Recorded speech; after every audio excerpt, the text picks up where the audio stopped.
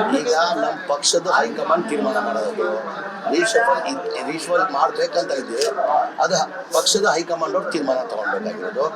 Nagendra sir ವಿಚಾರದಲ್ಲಿ ಯಾವ ಬೇಕಾದಾಗ್ಬೋದು, ಅದು ರೀಶಫಲ್ ಇಲ್ಲ ಇದೆ ನವೆಂಬರ್ ಮೇಲೆ. ನಾಗೇಂದ್ರ ಸಾಹೇಬರು ನಮ್ಮ ಮೋಸ್ಟ್ ಪ್ರಾಬ್ಲಿ ವಾರ 10 ದಿನ ತೀರ್ಮಾನ ಆಗೋದು ಸಚಿವರಾಗ್ತಂದು ನಾನು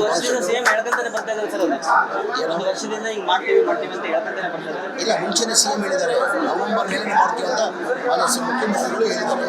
ಈಗ ಇದೆಲ್ಲ ಮಾಡ್ಬೇಕಾದ್ರೆ ಯಾರು ತೀರ್ಮಾನ ತಗೊಳ್ಬೇಕು? ನಾವು ಹೇಳ್ಕೊಳ್ಬೋದು.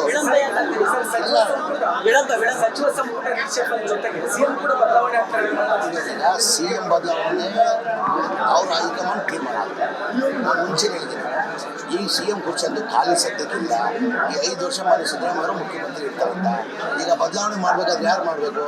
ನಾಗೇಂದ್ರ ಮಾಡೋಕ್ಕಾಗಲ್ಲ, ನಾನು ಮಾಡೋಕ್ಕಾಗಲ್ಲ, ಹೈಕಮಾಂಡ್ ತೀರ್ಮಾನ. ನಾವು ಯಾರು ತೀರ್ಮಾನ ಮಾಡೋಕ್ಕಾಗಲ್ಲ. ನಮ್ಮ ಪಕ್ಷ ಹೈಕಮಾಂಡ್ ಪಕ್ಷ ಮಾಡಬೇಕಾದ್ರೆ ಹೈಕಮಾಂಡ್. ಡಿಸೆಂಬರ್ ಕ್ರಾಂತಿ ಅಂತ ಹೇಳ್ತಾರೆ. ಯಾವಾಗ ಹೇಳಿದ್ರೆ ಮೊನ್ನೆ ಯಾವ್ದು ಹೇಳಿಲ್ಲ. ಅದು ಮೊನ್ನೆ ಕೇಳಿ ನವೆಂಬರ್ 5 ಡಿಸೆಂಬರ್ ಆಯ್ತು.